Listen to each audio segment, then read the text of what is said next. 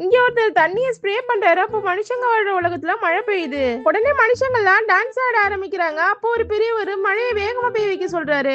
இந்த பெரியவர் வேற யாரும் இல்ல, உலகத்தை உருவாக்குன கடவுள் தான். அந்த பெரியவர் மனுஷங்களுக்கு ஒரு பாடத்தை கத்து கொடுக்கணும்னு பிளேக் நோயை உருவாக்க சொல்றாரு.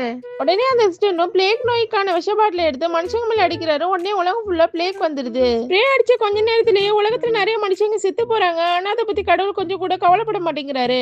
அந்த நோயில இருந்து தப்பிச்சு கொஞ்சம் மனுஷங்க மட்டும் கடவுளை ப்ரே பண்றாங்க. கடவுளை போனா போதுன்னு மன்னிச்சு விடுறாரு. அதுக்கப்புறம் ஒரு 1000 வருஷம் கழிச்சு மனுஷன் நெருப்பை கண்டுபிடிக்கிறான். அதை பார்த்து கடவுள் ரொம்ப கோவப்படுறாரு. மனுஷனா எதையும் கண்டுபிடிக்க கூடாது, எல்லாமே நம்ம சொல்ல நடக்கணும்னு கடவுள் நினைக்கிறாரு. உடனே கடவுளோட அசிஸ்டன்ட் வந்து அந்த நெருப்பெல்லாம் அணைச்சிடுறாரு. ஆனாலும் கடவுளுக்கு சாட்டிஸ்ஃபை ஆக மாட்டேங்குது. அந்த அசிஸ்டன்ட் உடனே யானைங்களுக்கு மதம் பிடிக்க வச்சு மனுஷங்களை விரட்டி கோவக்குள்ள அனுப்புறாரு. இதை பார்த்து கடவுள் சந்தோஷப்படுறாரு. கடவுள் டயர்டாகி தூங்கலான்னு போறாரு. அவர் ஏந்திரிச்சு பாக்குறப்போ 20,000 வருஷம் ஆயிருக்கு. மனுஷங்க 21st செஞ்சுரியில ரொம்ப ஆடம்பரமான வாழ்க்கை வாழ்றாங்க. அதாவது பெரிய பெரிய பில்டிங் எல்லாம் கட்டி ரொம்ப ஆடம்பரமா இருக்காங்க. இதெல்லாம் பார்த்து கடவுள் கடுப்பாகி அவர் அசிஸ்டன்ட் சொல்லி ஒரு பில்டிங்கை எரிக்க சொல்றாரு. அவங்க அசிஸ்டன்ட் எரிக்க ஆரம்பிக்கிறாரு. அந்த நெருப்பு கொஞ்சம் கொஞ்சமா எல்லா பில்டிங்லயும் பரவ ஆரம்பிக்குது. மக்கள் அழ ஆரம்பிக்கிறாங்க. இதை பார்த்து கடவுள் ரொம்ப எக்ஸைட் ஆகுறாரு. உடனே எல்லா மக்களும் பில்டிங்கோட டாப்புக்கு வந்து முட்டி போட்டு கடவுளை வேண்ட ஆரம்பிக்கிறாங்க.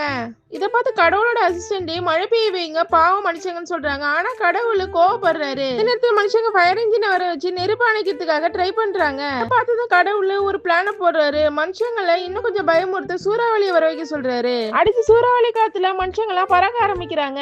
அதே நேரத்துல கடவுள் இருக்கிற ரூம்லயும் ஒரே புகை மூட்டம் ஆகுது. அதனால கடவுளுக்கு மூச்சிட சிரமமா இருக்கு. அதனால கடவுள் எல்லாத்தையும் ஸ்டாப் பண்ண சொல்றாரு. உடனே அவர் அசிஸ்டன்டும் எல்லாத்தையும் ஸ்டாப் பண்ணிடுறாரு. உண்மையா கடவுள் மனுஷங்களை இவ்வளவு கஷ்டப்படுத்துவார் நீங்க நினைக்கிறீங்களா? அப்படி உங்களுக்கு தோணுனா ஒரு கமெண்ட் பண்ணிட்டு போங்க.